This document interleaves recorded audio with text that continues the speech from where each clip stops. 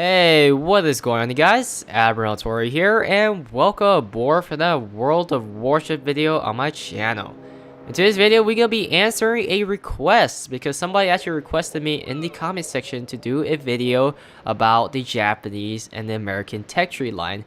And I thought to myself, why not? Because there are plenty of requests that people can actually post in the comment section, and this is probably the first request video I ever had. So that is one of the great advantage of being a small channel, is that I can actually handle a bunch of replies or requests. But I better take the advantage of it because it's pretty nice to be small. Some people want to be the biggest channel, but sometimes having the biggest channel can result with a lot of people. But I'm pretty sure in the future, if I continue doing YouTube or have a passion to doing YouTube videos with World of Warships, at some point there'll be a lot of attention with my channel. But at this moment, let's take advantage of the fact that there's not many people who actually watch my videos, but there are people out there who really support me, and I'm gladly to reply with you guys with a request that is being asked to do a full video between the Japanese and the American battleship line. Now, I am approaching the 1 year mark, meaning that I've been playing World of Warships for almost an entire year. I started playing World of Warships in the open beta time, which is around June, and I started off with the Japanese battleships. So my experience with the Japanese American battleships are, I want to say, fulfilled because I already have a tier 9 Iowa for the USN line and the tier 10 Japanese battleship. And that's from my experience, as you play one of the tech tree line, when you go against the American counterpart or your Japanese battleship counterpart, you start to learn from your counterparts in a way of facing them once you play enough games. And sometimes you just don't need to like play that ship to understand the ship, but when you play that ship in particular, you will get a full understanding of it. So in this video, I'm going to try to be short and sweet because I can't go into very in-depth detail. There are plenty of details I can go on because, like I said, there are 20 tiers to deal with, 10 from the Americans, 10 from the Japanese, and for a video like this, I'm aiming around 50 to 40 minutes or below, and at best, I would love to hit the 30-minute mark. So I'm going to be very brief on each ship, and there are ships that I'm going to not talk a lot about. It's not because they're not interesting ships or they're bad ships, they're good ships. It could be for any reason, but I'm more focused on, the big impact detail, like a change in gameplay, change in style, change in performance, or notable tiers that everyone talks about. So it all comes down to players' experience. Sometimes when I play a particular ship, some players won't agree with me with the fact that the ship is good or maybe it's bad, but whatever it is, I can tell you right away, both the American and the Japanese tech tree line. If you're very passionate about a particular ship, say for instance you want the Yamato or the Montana, I would encourage you to go with that tech tree line if that's your guts you're saying.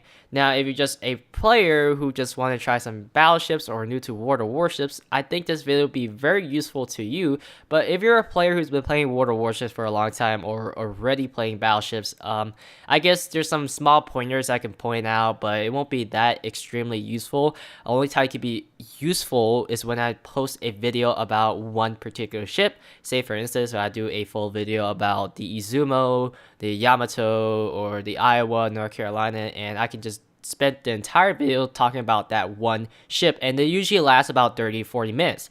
Now in this video, we're talking about 20 ships, or not necessarily 20 ships. Man, God, my math was wrong right there, because you start at tier 3, so that is, minus 6, about 14 ships. Oh man, I just really have a hardcore time with that the math. But yeah, we're gonna be focusing on a lot of ships. So what I'm gonna point out is the common characteristics, what do you expect, and what most people see. And there's going to be tiers that I'm going to focus a lot, mainly tier 7 in this video. So I'm going to tell you right now, mainly tier 7 and tier 6 when it comes to this video. But yeah, I did not want to encourage, I don't want people, when you watch this video, I don't want you guys to take from it as oh, the Japanese sounds better than the Americans, or the Americans sounds better than the Japanese. Do not go with the fact that a ship is better than another ship. That is the wrong way to actually play a tech tree line, because the tech tree line has plenty of good ships and ships that are underperforming compared to their counterparts or other ships. So you can expect a mixed bag of performance, and you also got to consider the fact that the player skill, the player mentality, the way they approach the game can affect the way you play the ship that you're encouraged to play or wherever you want. So what I want you guys to take from this video is that what to expect from these battleships, because both tech tree line, you just can't go wrong with it. Okay, that I honestly can't see go wrong whether I start with the American or the Japanese. You just can't go wrong with it. But I think it is best to actually have some ships from both of the nations. But overall, I think the Japanese and the American battleship line are very solid ships. When I started playing World of Warships, I started off with the Japanese ships. And the reason I started off with the Japanese ship is, one, I really want the Yamato, and two, I live in North America, and due to the fact that I live in North America, I can expect a lot of American battleships, which my prediction actually came true. And when I was starting out World of Warships, when I was playing the Japanese battleship line, and I think I was like the only 20% of players who actually played the Japanese battleship line.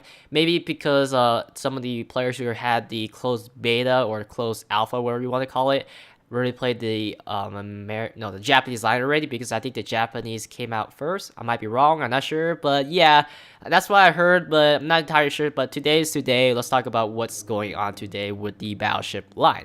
So do not take with the fact that one ship line is better than the other, because they're both equally as good as the other. It just depends on your experience. If you do terrible with the American and do good with the Japanese, it might work with you with the Japanese. If you do terrible with the Japanese and you're better off with the American somehow, then it might be working with the American more in your favor. But yeah, to pick the right tech tree line, basically compare what I say for each tech tree and compare it to the way you want to play it, and that really depends on how you prefer to approach these ships.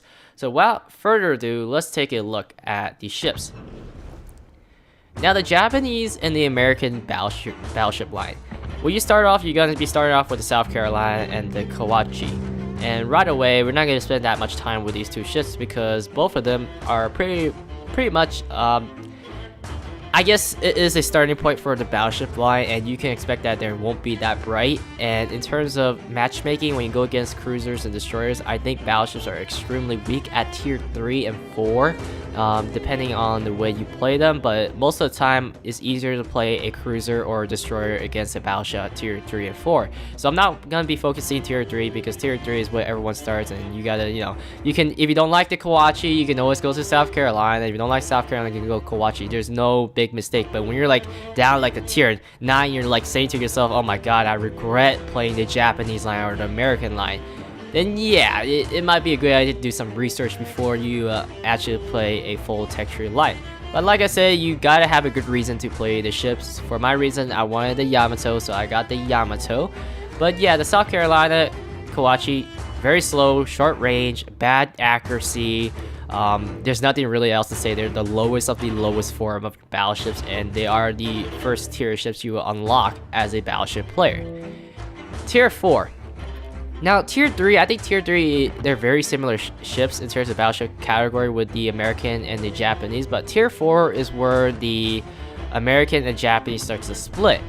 So the tier 4 Japanese battleship is the Miyogi. Now, the Miyogi and the future tier, which is the Kongo, they pretty much are basically the same ship. The difference is that the Miyogi is a blueprint ship or a paper ship, while the Kongo was an actual ship, and you can bet that the Kongo is a much better, improved version of the Miyogi. But the biggest point I want to point out for the tier 4 compared to the American and the Japanese is where like the Japanese and the American starts to differentiate in characteristic. From tier 4 to tier 7, this is going to be in general, the Japanese will have either a very fast ship or a slightly faster ship than the Americans. Their main armaments will technically do more damage overall, because they have farther range. They have 14-inch guns depending on the tier you compare with, because tier 4, the Wyoming only runs 13-inch guns if I recall correctly, while the Miyogi runs 14-inch guns, and that 1 inch does make a huge difference in terms of firepower. But yeah, the Japanese will have less guns than the American counterpart. They have better range, and as you progress down to the higher tiers with the Japanese battleship line, you will do more damage in terms of accuracy. With the American line, let's look at the Wyoming, because the Wyoming is also a good example of how different with the Japanese and the American battleships are. Although the Americans do not have the biggest gun in the beginning, they don't have the farthest range compared to the Miyogi, because the Miyogi is one of the ships that you start with a actual good range.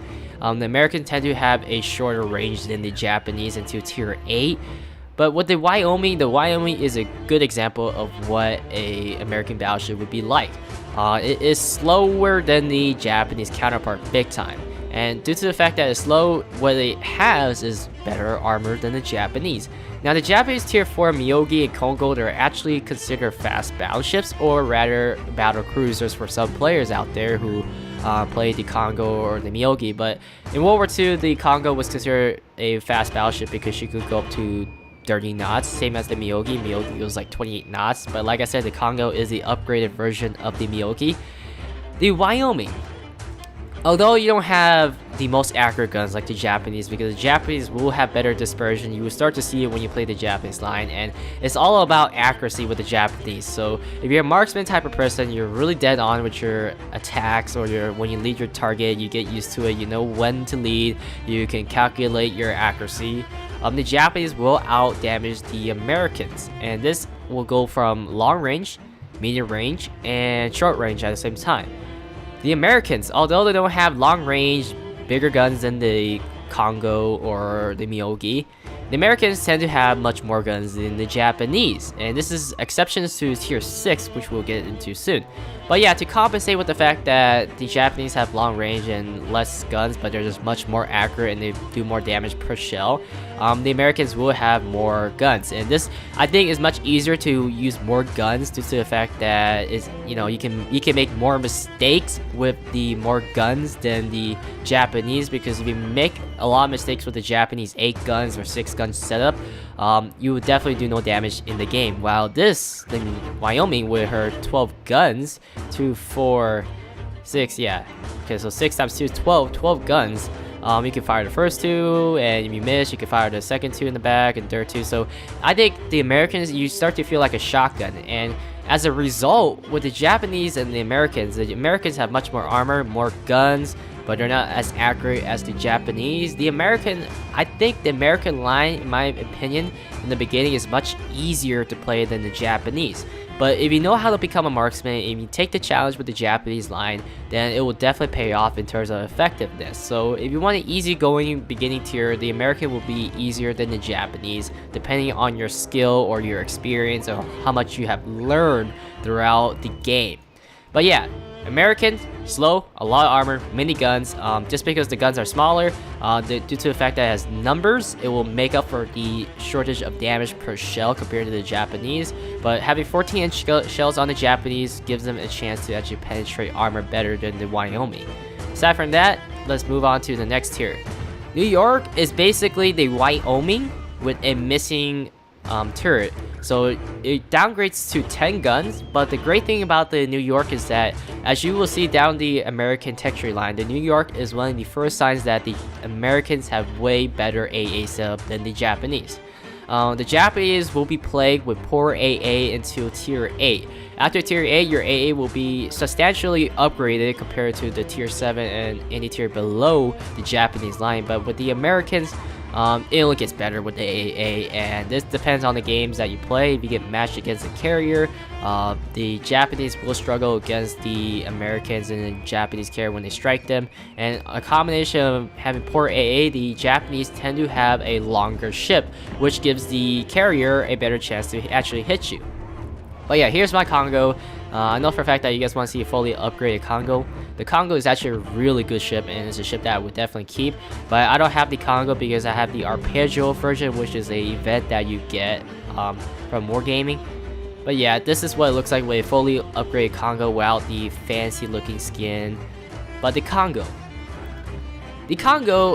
I think the Kongo, for when it comes to American and Japanese, the Kongo is a farce in terms of versatility, like adapting to different situations.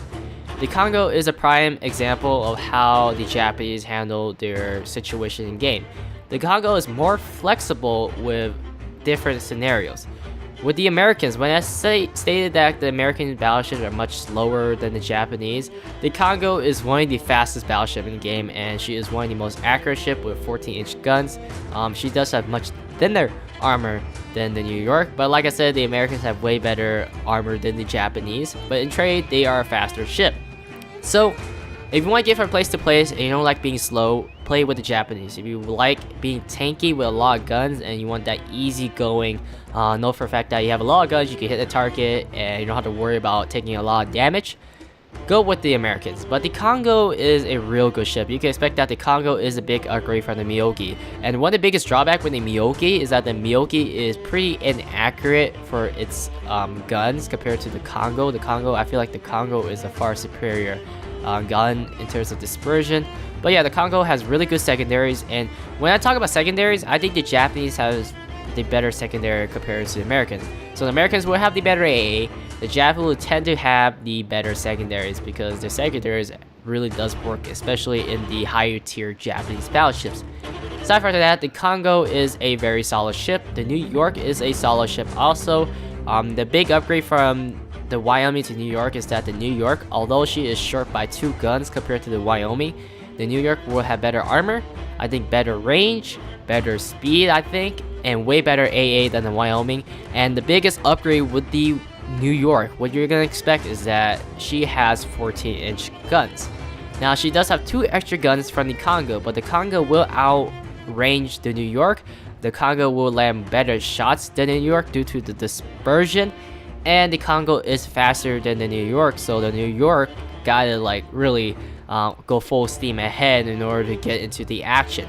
And this is one of the biggest drawbacks with the American battleship. They're just not as versatile as the Japanese counterpart. With the Americans, if you want to play the Americans correctly, you either go full defensive when you play like a standard battle, you only have 1 flag to defend. Then yeah, you can go full defensive with the American battleships, or you go full offensive. If you go in between being indecisive, say for instance, I'm gonna go left, maybe I should go right, so last second I turned, make it right, that will definitely affect your team's performance in terms of trying to win the game, and you'll be pretty much out of the game most of the time because these ships are just slow. I really prefer the speed over the armor in my opinion, because there is actually a way to counter the fact that you have thin armor, and that is angling your armor. Armor angling I'm not gonna talk about, but if you play World of Warship long enough, one of the most important things is to angle your armor, because it is possible, it is essential to bounce the shell off a battleship. If you go full broadside, you will get Citadel. But American battleships, they're much harder to Citadel, so when you get Citadel in the Japanese battleship, you will get punished, while the Americans won't get punished for it as hard as the Japanese, because the Japanese have thinner armor. But yeah, if you want it to be slow, but you don't want to get punished that hard for showing a full broadside like this, the American battleship is the way to go into Tier 8, because at Tier 8, things starts to come together, and I will explain once we get to Tier 8. But yeah, Japanese battleship, faster than their armor. If you know how to angle your armor, you can deal with the fact that you don't have to worry about your armor that much. And also, Japanese battleship tend to have slightly more HP than the American counterpart. But the Americans, like I said, they have way better armor, and this is very important in Tier 6 and 7, because when I was playing through Tier 6 and 7, and when I went against the American battleship, I had a very troublesome time citadeling the ship. And we're talking about only like 1 to 2 citadel per game, while when I go against a Japanese battleship, when they show a broadside, I get like 4 to 6 citadel. Now that sounds pretty bad because you don't want to die too early in the game, but if you're a skilled player, you know when to turn, the perfect opportunity, when to maneuver, the position you go into. It is one of the learning curves with the Japanese battleship, while the Americans, the biggest learning curve is to make the right decision, because if you pick the side of the map that has no battleships and you know for a fact that there's no battleship, or you take the long route like going around the island rather than going straight into the action, you will get penalized for it, and this will affect your performance. You're not making the full power of the American battleships, because American battleships, as I view it, having poor dispersion, short range cans, and pretty good armor, you better get in there with the brawling ability, because the American battleships will beat the Japanese battleship in close quarters at times. It's just due to the fact that they have more guns than the Japanese, and being close to the enemy doesn't, it really defeats, it fixes the fact that you have poor dispersion, because point blank range, you can't really go wrong with it unless you have a very bad day with RNG. But in general, having extra armor and a lot of guns will beat a Japanese when it comes to a close quarter engagement. Now, the Japanese still has a good chance to actually beat the American battleship at close quarter due to the fact that they can actually angle their armor. So it doesn't mean that just because you have better armor, more guns than the Japanese, doesn't always guarantee the fact that you will beat a Japanese battleship in close quarters. And you also have to consider the fact that Japanese secondaries are pretty deadly compared to the American secondaries. I just have way better experience with the Japanese secondaries than the American secondaries. So without further ado, let's move on to the next tier. I think the Congo, in my opinion, will be the better ship in most case scenario, because like I said, the Congo is simply faster, longer range, more accurate than the New York, and the AA, although it's not as brilliant as the New York, it is sufficient in her tier, because tier 4 is where the aircraft carrier comes in, and early tier carriers don't do that much damage compared to the mid tiers and the higher tier carrier. So I don't have to really worry that much aside from being Citadel, because the Congo has one of the thinnest battleship armor in this game. But yeah, this is like the big, what I just said is like pretty much the big idea with all the battleships below tier 7 and, or actually 8 specifically. But yeah, American slow, a lot of armor, miniguns. Japanese, less guns, more accurate guns, do a lot more damage per shell, and they're faster, but thinner armor. A lot of trade-offs. Tier 6. Actually, I have all the tier 6 ships here. Let's do that. That's tier 8 or 6. It's easier to go through here. But yeah, tier 6. Tier 6 is by far, I want to say this, say it right away, tier 6 is the best battleships for both the Japanese and American. And the reason why is that it is 1, easy to obtain, 2, they are very powerful, 3, they are extremely fun, 4, they can make a lot of cash, 5, they are cheap to repair and service, and 6, since it is a mid-tier ship, you won't be encountering the high tier games that much in terms of the high tier slow paced gameplay. So tier 6 you can definitely dominate, and I think they're the best battleships in this game. So the tier 6, the Japanese has the Fuso and the American has the New Mexico. Honestly, these two ships, if you're like not a battleship guy and you just want a battleship, at least get to tier 6 with the Japanese and Americans, because if you have both the New Mexico and the Fuso, I want to say you're set for life, because both of these ships are fun and I can't see what you can go wrong with them. But both of these ships still inherits the same characteristics as I said before: good AA for the Americans, good secondaries for the Japanese. But with the Fuso is actually the first actual battleship like to play on the Japanese line, because the Miyogi and the Congo has very thin armor. But as a result, you are a slower ship. Let's see, 24 knots. Yeah, you're a slower ship, you're more sluggish, and just not as, fast as the Congo.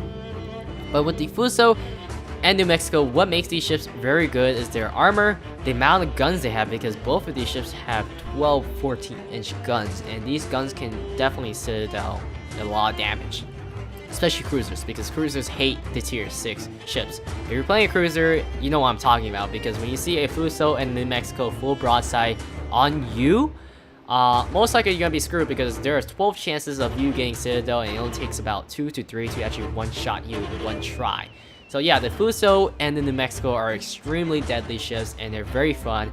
So if you ever play on, you think of American, at least get to tier 6, jump out to the Japanese, get to tier 6, and then you can go on from there, because these ships, like I said, they're tier 6, so they're not that far away from getting them like the tier 9, tier 8 ships, but they're very fun, they're extremely effective, and I think they're the best ships to ever earn in the battleship line. You just can't go wrong with them. And the Fuso does have really nice secondary. That is one of the biggest things.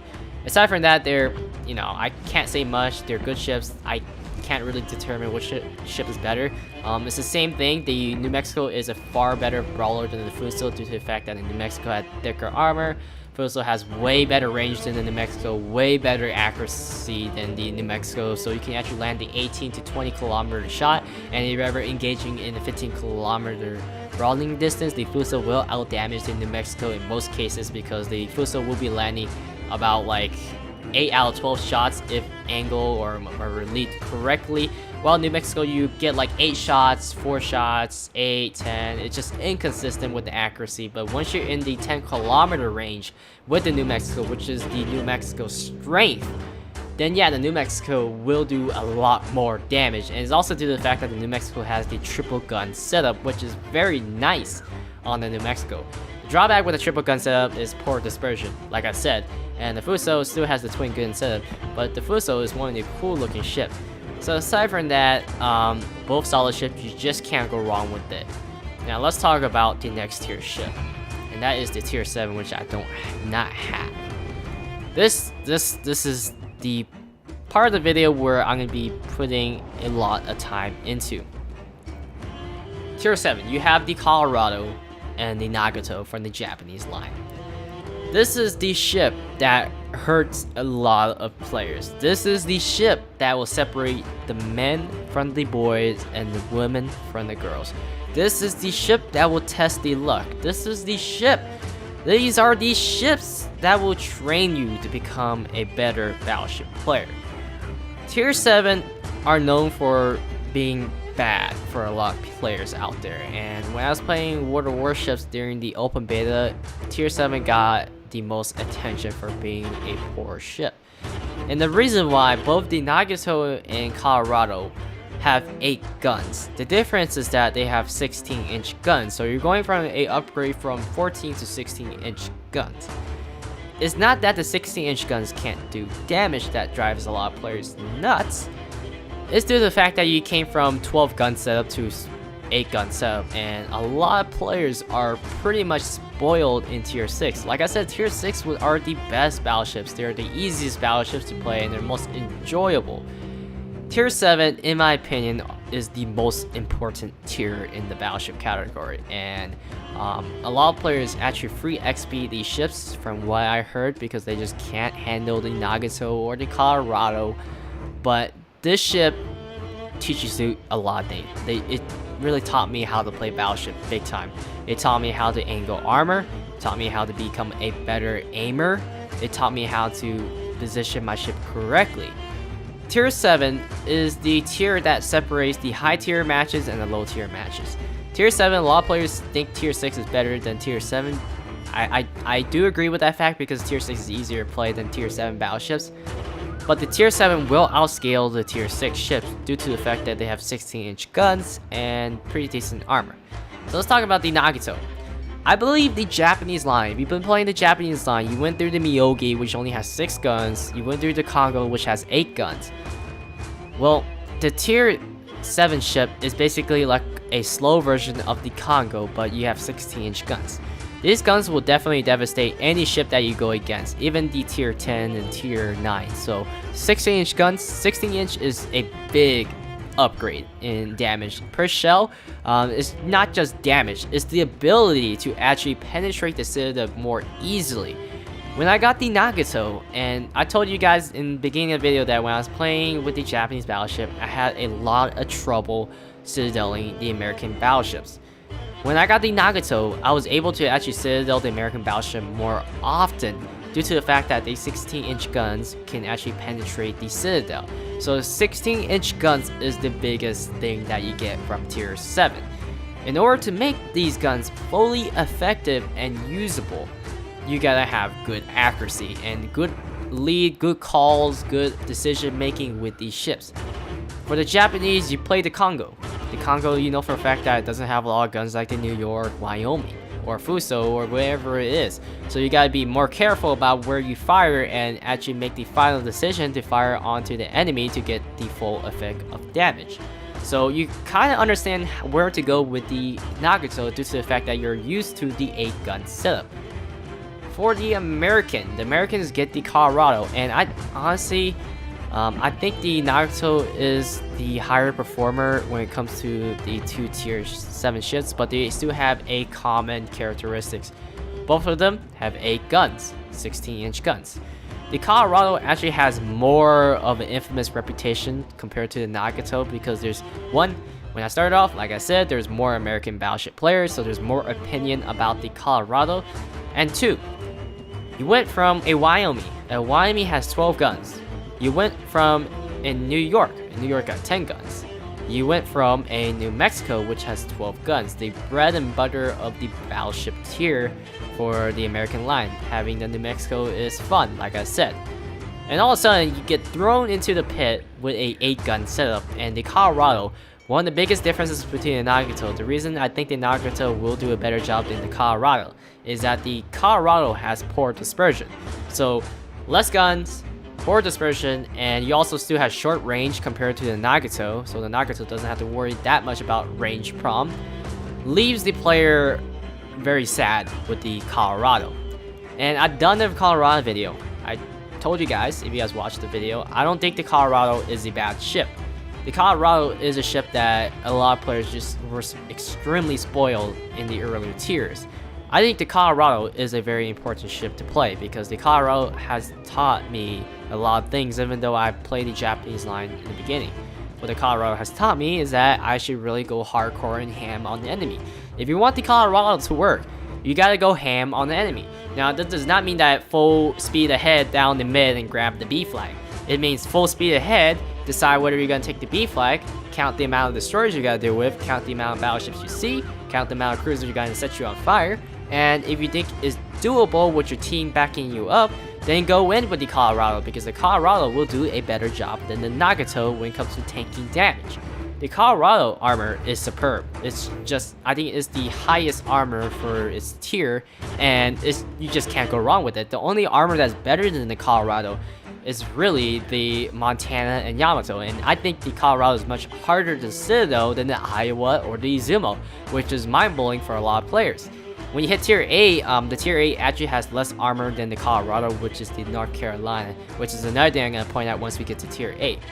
But yeah, the Colorado, arguably tier 7 is a hard tier, but due to the fact that you use your weakness, learning from the weakness of these ships will prepare you for the higher tier because they stress a lot of angling your armor, a lot better accuracy, better decision making. Like I said, if you're in a Colorado, you know for a fact that you have poor dispersion, poor range, and you make the decision to sit back at the edge of the map, well, you're gonna suffer a lot and you're gonna be staying in the Colorado for a long time because you won't be gaining any points, damage, and exiting the Colorado any sooner. So yeah, the Colorado will be extremely tough for you USN players out there. The Nagato, I don't think the Nagato would be that much of a big problem for players because the Nagato is like a Congo but pretty slow. But like I said, the Nagato has the 16-inch guns. And the Nagato, you can die really fast in the Nagato. And due to the fact that the Nagato is a tier 7 ship, you're gonna get placed against the tier 8, 9, and 10 games at times. And sometimes you'll get placed in the tier 5 and 6 if you're lucky enough. But in most cases, you will place you in the tier 6, 7, and 8. And when you go against tier 8 and 9 and 10s, they have big guns. And it's evident that all battleships by tier 8 will have something of a caliber that can actually sink you in one try.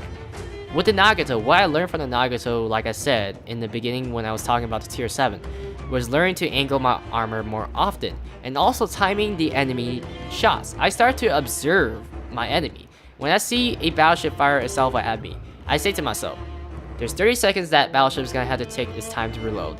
In that 30 seconds, I can show a full broadside against that enemy, and then fire my 16-inch guns down range. By 30 seconds, I better be angled because if I'm not angled with the Nagato, I will lose at least 25% of my health from being Citadel. So yeah, the Nagato is a drawback for the Japanese players because they came from a 12-gun setup and they don't have to deal with being Citadel as often. The reason why the Nagato is Citadel more often than the Fuso is due to the fact that you get placed against the higher tier ships, and the higher tier ships will have 15 to 16-inch guns, which is more than capable of Citadeling you. When you're in the Fuso, you're going to be in a match against tier 5, 4, if you're lucky enough, and tier 6, and they have 14-inch guns as a caliber. The the 14-inch guns were only citadel if they only showing full broadside. With the 16-inch guns, you can actually citadel ships at like a very hard angle, even though they didn't show a full broadside. So that is one of the benefits for playing the tier 6 ship, is that you know how to deal with the powerful weapons. But as a result, when you go in the higher tiers, you're supposed to get better ships in theory. So yeah, you're gonna be dealing with bigger guns, and you gotta be more careful with the enemy guns at the same time. It's not just only you gaining the 16-inch guns. You're gonna go against Colorados and other Nagatos that have 16-inch guns. So yeah, tier 7, I strongly recommend you guys play tier 7, just because it teaches you a lot of things, and these things will carry on to the higher tier, and this is how you become a successful player. Enduring the challenges that you face with your own ships, to understand what are the flaws and how you can prevent the flaws from happening, fixing those flaws and soon turning those flaws into your advantage so you can apply in the higher tier match, because in the higher tier matches you're going to be facing with players who are more experienced than your usual tier 4, tier 3 matches, and they know what they're doing. They see you broadside, they're going to fire at you for being broadside. They see you alone, they're going to fire at you for being alone. They see you up close against a destroyer, the destroyer will drop torpedoes. So all of this is in a package incorporated specifically at tier 7, and I can understand why a lot of players complain about the tier 7 battleships, and they keep saying, oh, the tier 7 battleship sucks. The reality is that the tier 7 battleships are actually better than tier 6 if you know how to play the tier 7. Tier 6 is just better than tier 7 because it's easier than to play with the 12-gun setup rather than the 8-gun setup. But like I said, the 16-inch guns is what makes the biggest difference between the tier 7 and tier 6. Another thing I want to point out, let's talk about more to the ship. Although the Nagato doesn't face the problem like the Colorado for being slow or having short range, the Nagato has better accuracy than the Colorado. But the Nagato has very poor AA. This is like the lowest AA4. Now the AA, I think on the Nagato is slightly better than the Fuso, I'm not entirely sure, but the reason why I think it still has a much worse AA experience than the Fuso is because the Fuso is going to be facing with the lower tier carriers. In the higher tier, tier 7, you're going to be facing with carriers that have a lot more bombs out. So most cases scenario, you won't have a good time against those aircraft carriers with the Nagato, and that was my experience, and that's been a long time, so I'm not entirely sure how much has changed because they've been changing a lot of the AA abilities, but the Nagato, in my opinion, was the worst experience with the anti-air of all the Japanese battleships that I played. Excluding the earlier tiers, because the earlier tiers you won't be facing any aircraft carriers, but due to the fact that the Nagato is in the tier 7 side of the tech tree line, you're just gonna be facing with powerful carriers, and if you're caught alone between the Colorado and the Nagato, the Colorado has really good AA, and it has way better AA than New Mexico, so you don't have to worry about the AA problems in the Colorado. But it doesn't mean that the Colorado can't get sunk by the aircraft carrier. And when I talked about earlier that the Japanese battleships tend to be a longer ship and not short and stubby like the American battleships, yeah, I'm pretty sure the aircraft carrier will pick the lower AA and the easier target due to the fact that the Nagato is a longer ship.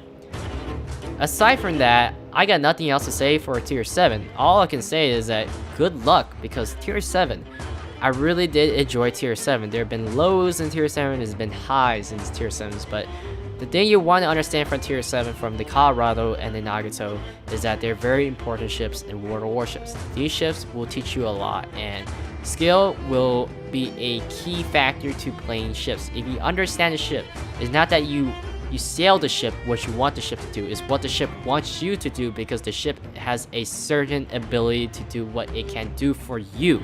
I know that's a little confusing, but yeah, you can't control the ship controls you in the tier 7. And all I can say is good luck, like I said. So let's talk about the tier 8. Tier 8 is simple for the Japanese.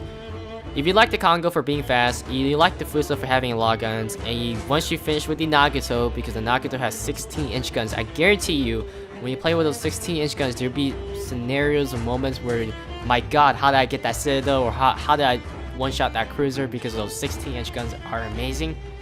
You can't go wrong with the Amagi. The Amagi is fast, like the Congo. It has a lot of guns like the Fuso, it's just short by one turret.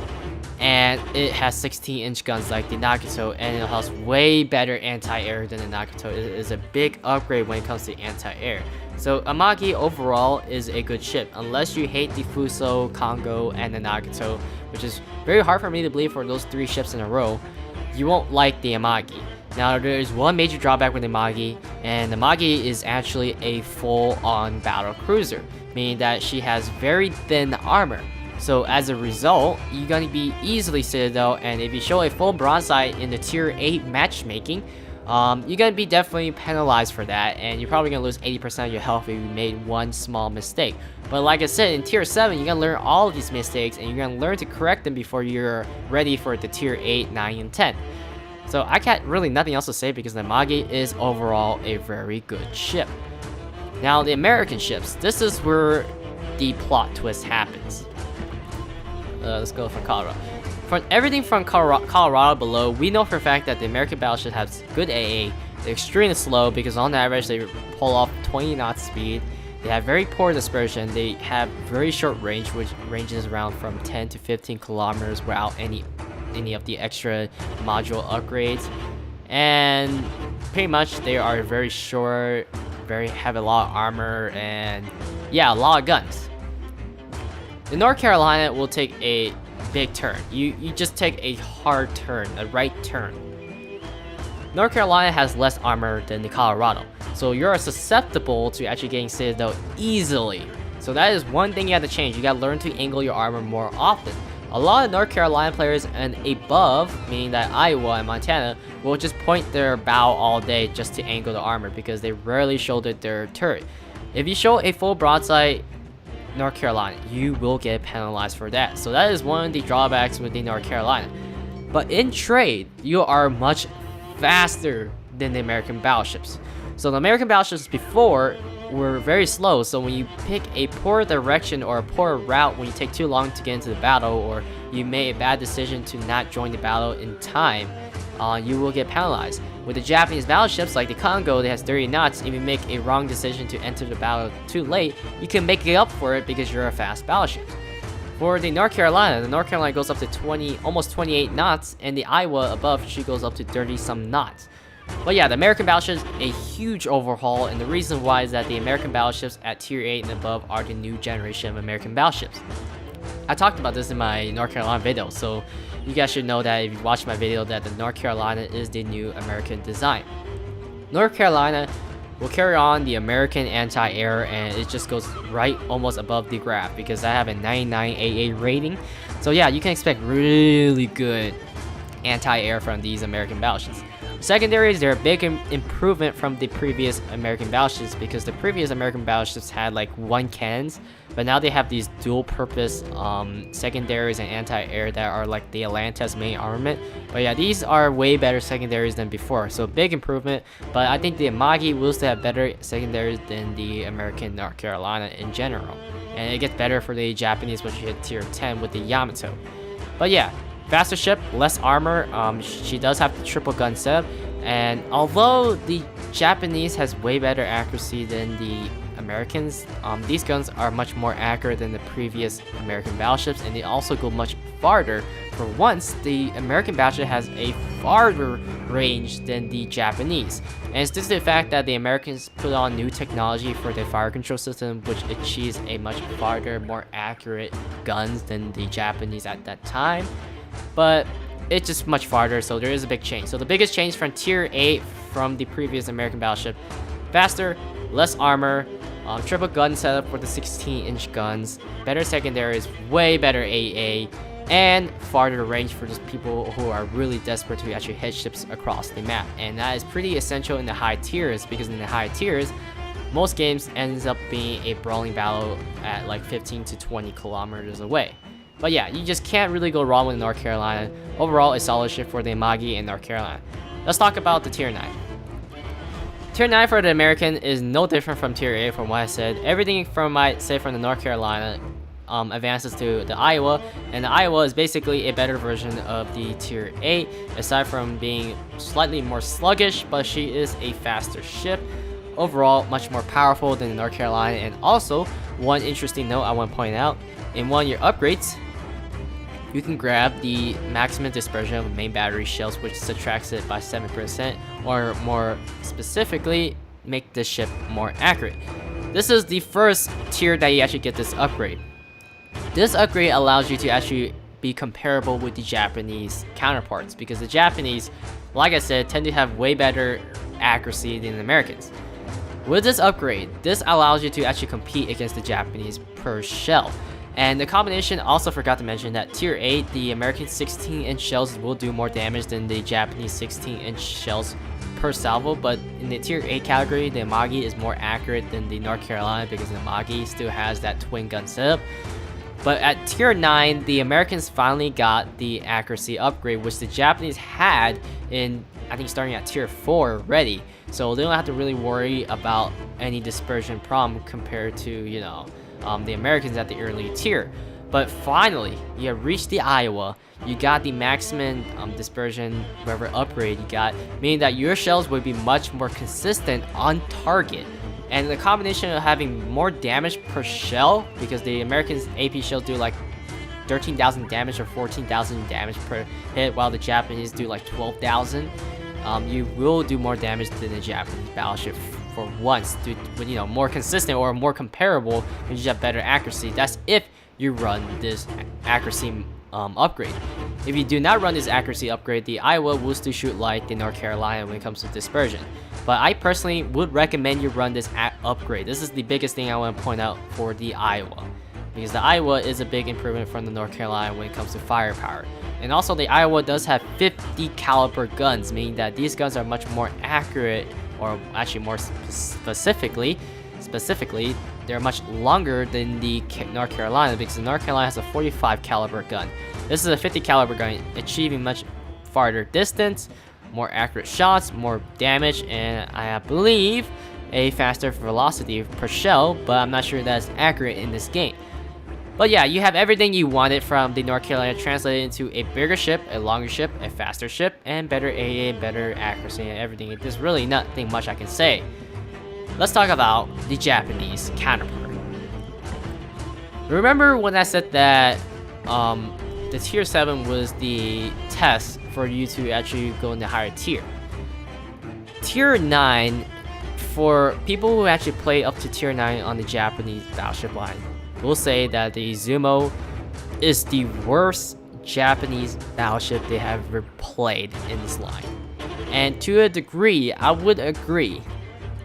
But the reason why a lot of players hate the Izumo is due to the fact that the Izumo has a very weird setup, which causes a huge citadel issue with its design. So the Izumo has finally got triple gun setup, meaning that you finally got a triple gun setup, which the Americans had since New Mexico and the North Carolina. So you can celebrate with the fact that you have triple gun setup. Now, what makes the Izumo unique is that she has 3 guns in the front. And these 3 guns in the front, they're 16-inch guns. These guns are very effective, and they actually rotate very fast compared to the counterpart Iowa, I believe. I believe they rotate much faster, but they don't do as much damage per shell as the Iowa. They are not that accurate compared to Iowa, in my opinion, from my experience. It's been a long time, so I'm not entirely sure. So for once, the American battleship can actually do better accuracy, better dispersion than the Japanese. And the Izumo is that funny road that it takes a left. Remember when I told you guys that the Americans tend to have better armor than the Japanese, especially when you hit tier 8, because the Amagi has much thinner armor than the Nagato, I think, or at least pretty thin armor for that tier. I don't recall how thin it is, but it's pretty thin. The Izumo is the first Japanese battleship that has serious armor. Like, in terms of the deck and the front, she does have serious armor. But still, the Izumo, the reason why people hate the Izumo is that they take a lot of damage. So why doesn't it make any sense? The Izumo has a lot of armor. It actually has much more armor than the Iowa, but you still take a lot of damage. I talked to this person in one of my videos. Some guy commented about the Izumo. I recall that I explained to him in the comment it could have been a full-on video, but I didn't have the Izumo anymore because I sold her for the Yamato. The Izumo does not have bad armor all around. She only has the biggest problem with her citadel. The Izumo is a big upgrade for the main armament because she got the triple gun setup. The Izumo has very good secondaries. If you run the secondary captain setup for the Izumo and the Yamato also, you will definitely be a moving castle with secondaries going off in all directions. That is if you're a fully upgraded Izumo. The Izumo has way better AA than your usual Japanese setup because she is a huge ship and they slapped on a lot of anti-air on her, so that's a big upgrade. The thing about what drives people nuts is her citadel area. If you look at the Izumo, you got your engine room right here, where I'm circling with the cursor, and you got all your main armaments on the front. The problem is not because her main armaments, there's no main armaments in the back. The problem is that you have a huge citadel. In the Iowa, let's look at the Iowa. The Iowa can actually get citadel easily as the Izumo, but it's not as big as a problem compared to Izumo. Because the Iowa, the only time you can actually citadel at Iowa is if your shells land right on the water line, which is where the, I guess the water is right here, if you guys don't know what the water line, but yeah. The citadel happens around here, so if you hit right here or on the boiler room right here where my cursor is pointing at, you will get a citadel on the Iowa, and sometimes you can actually get a citadel a little higher, which depends on the distance you fire your shells to hit the Iowa. The Iowa is much more difficult to citadel than the Izumo, but the Izumo has better armor than the Iowa. How does that make sense? Well, the problem with the Izumo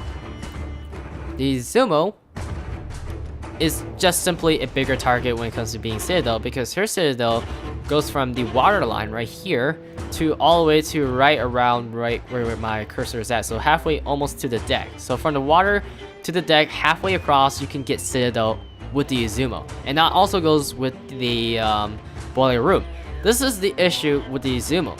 It's due to the fact that your citadel area is so big, and the combination of having a unique design for having 3 guns in front makes it one big target. So meaning that if you get hit right where my cursor is pointing right here, you're gonna get citadel.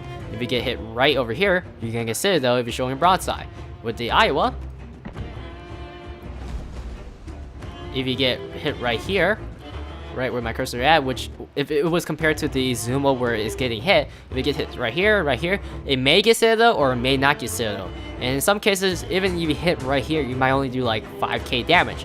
With the Izumo, sometimes it doesn't even count as a citadel. Like it doesn't register as a citadel for the little tag, or whatever you want to call it. Sometimes it will just register as a damage, but you take 10k damage. So that is a lot of damage. Overall, I would say that the Izumo is a tough ship. I'll admit it's a tough ship, and when I first played her, she is a ship that I really hated. But she teaches you a lot of things, because 1, she kind of sets you up for the Yamato, and 2, she is the last standing ship to actually get the Yamato, because the Yamato is really worth it. If you want the Yamato, you went through the Izumo, you will say that on that day when you unlock the Yamato, you'll feel the worthness, the cost that you have went through for the Izumo.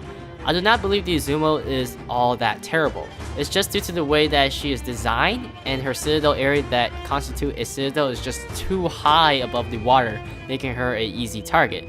But the only way to combat that fact is just point your bow with the Izumo all day. Meaning that if you point like this, the Izumo will have extremely powerful armor for balancing shells. So if you're firing at the Izumo like this, the Izumo will probably take no damage to or little damage. So yeah, the Izumo does have really good armor. It's just that her citadel is her issue.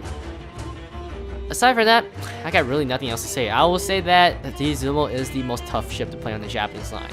But I don't think it is all terrible, but you're gonna have to be grinding on the Izumo for a long time, because the Izumo is the last ship to grind on, and it's just such terrible luck for a lot of players to unlock the Izumo.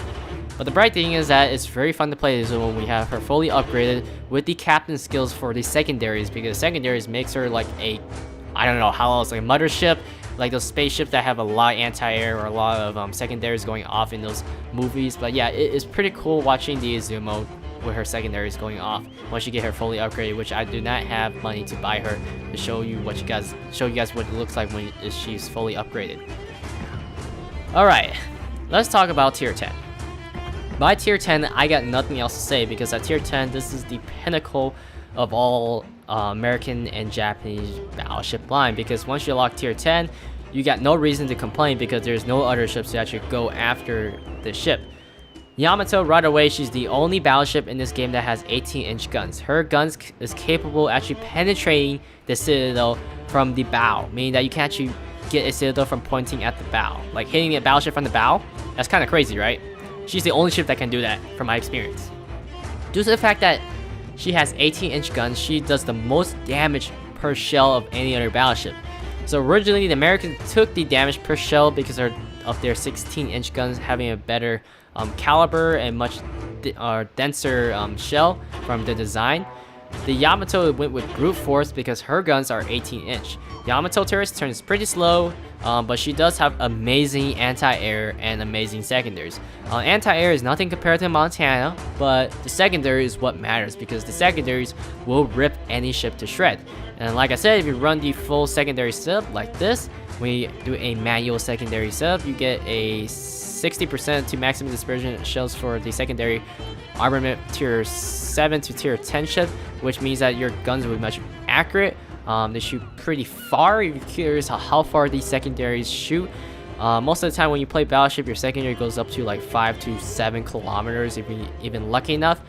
With the Yamato and the Izumo at times, your secondaries can go up to 10 kilometers, and that is kind of crazy. But it doesn't really make up for it because in the high tiers, you're going to be going against crazy destroyers because destroyers will wreck you in the Yamato. The secondaries go up to 10.1 and the secondaries go up to 10.1. So yeah, if you have a fully upgraded Yamato and your secondaries go that far, I'm not sure what module I have for her. Let's see. Okay, yeah, if you trade the accuracy upgrade for the secondary upgrade to increase range and... Oh, I don't even have... Do I have it? Let's see. Yeah, if you get this, so you go full on secondary, this ship is like a automatic ship. So you don't... Sometimes you can actually get away with just playing a game and actually doing damage with your secondaries over your main armament. But the main armament is what makes the Yamato most distinguishable. And also, if you're playing a Japanese battleship, when I talked about Japanese battleship being much easier to kill when it comes to hitting their armor, the Yamato, I believe the Yamato is one tough ship to actually citadel and one tough ship to actually penetrate the armor. Her belt armor is just simply big, and this is the biggest battleship in history so far recorded. She is the best Japanese battleship you can get. She is the best of the best for the Japanese line in history because she was extremely powerful when it comes to her armor and main armament in game. Let's talk about the Montana. Unfortunately, I do have to apologize that I do not have the Montana, and I do have reasons why I do not have the Montana. Number one, I don't have coins for the Montana. Number two, the Montana is gonna take a long time to unlock. I talked about this in my Iowa video when I was doing a update video of my progress with the Montana. And number three, currently from the patches and from what I've seen, from what I watch on YouTube, from what I heard, a lot of players prefer the Iowa over the Montana. And the reason why is that due to the fact that the Yamato can actually citadel the Montana from the front, the Montana can't citadel the Yamato from the front because the Montana still runs the 16-inch guns. The Montana, the biggest upgrade from going from an Iowa to Montana is better AA and better armor with more guns. That's like the biggest thing, more guns, just the extra guns. But the Iowa, like I said, when you angle your armor, it doesn't matter how good your armor is. If it's sufficient enough to actually angle the armor and bounce the shell, yeah, you can get away with it. But yeah, the Montana is a upgraded version of the Iowa, but the Iowa is still preferred because the Iowa is much thinner in terms of width compared to the Montana. Look at the Montana, it's just much wider, which gives it a good reason for the Yamato player to actually citadel the Montana from the bow. And that is one of the biggest problems with the Montana, and I think Wargaming has to focus on fixing that ship. So if you're planning on getting the Montana, expect the problem of being citadel from the front against the Yamato. And I don't know about you guys, if you guys watch iChase Gaming, he talked about the Montana has no chance against a Yamato. If you put a Yamato and a Montana together in a 1v1 battle, the Montana will lose, and in some cases scenario it can win. But if the Yamato is smart enough to angle his armor all day, 6 of his 18-inch shells will just citadel the Montana from any direction, and yeah, the secondaries will outpound the Montana also. Montana has the best anti-air in this game, I believe, and aside from that, I don't think the Montana is that bad of a ship. If you're proud of playing the Montana, then go ahead, because the Montana, you can't go wrong with if a ship is bad and you're proud of that ship, you can't go wrong with it. Let's be honest, because there have been many case scenarios where there are ships that are bad that people claim, and when I play them, I'm pretty proud of playing them because they're pretty fun at times, even though sometimes they can be bad for me. But overall, if you enjoy the ship mentally, you just can't go wrong with it. And the Montana has 12 16-inch guns, which is the most guns for 16-inch caliber in this game, and theoretically, full broadside, the Montana will do more damage than the Yamato. But due to the fact that Yamato has the better accuracy, I think, and also the fact that it can penetrate armor from the bow, makes the Yamato a better brawler compared to the Montana with its secondary backing up. The reason why a lot of players prefer the Iowa, where's the Iowa, over the Montana, or at least feel satisfied for unlocking the Iowa, is that the Iowa is much faster than the Montana. It has still good AA. It doesn't matter how good your AA at this point, because the AA are on these ships are superb, and she is much thinner, so she does get Citadel less than the Montana when she faces the Iowa, not the Iowa, the Yamato. The Yamato would have a much more difficult time actually citadeling the Iowa at the bow, because due to the fact that the Iowa has a much lower profile bow and much thinner width.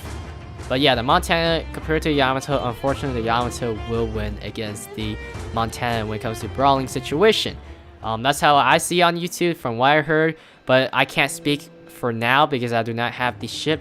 But honestly, I think the Iowa is my favorite American battleship so far. I'm not that inspired to get the Montana yet due to the fact that I have 50k of coins. There's a lot of grinding to do to get that 300k of XP to unlock the Montana. And once I unlock the Montana, just to find out that I'll get Citadel by a Yamato all the time or lose against the Yamato, because there's definitely more Yamato in the matchmaking than Montanas from my experience, or the last time I checked. But yeah, the Montana, I don't think she is an entirely bad ship. She is actually better than the Iowa when you face the Iowa. But the Iowa can handle the Yamato much better than the Montana due to the fact that the Iowa has a lower concealment, faster ship, more versatile than the Montana when it comes to dealing with the Yamato. Overall, there's really nothing else to say. I just blazed through both the Japanese and the American line. Like I said, do not pick a tech tree line based on, well, the Americans better than the Japanese because they do a better job than the Japanese, or the Japanese do it better than the American. Pick the tree that you really want, a ship that you really want, whether it is history or a ship that catches your eye on your first try when you see that ship. Say for instance the Iowa. My gosh, the Iowa looks beautiful. I want the Iowa really badly. Then yeah, go for the American line. I want the Yamato badly. Go for the Japanese. Aside from that, I got nothing else to say. Overall, both tech tree are solid, and personally, I enjoy all these ships. I don't have a particular ship that, I really like over any other ships. I play them as I play any other ships. I personally prefer the mid-tier ships because I'm more of a mid-tier guy. I don't have to pay a lot of money for the repairs on the Yamato or the Iowa, and I find more fun games in the mid-tiers. Aside from that, I hope you guys enjoyed this video, and I'll see you guys next time on World of Warships.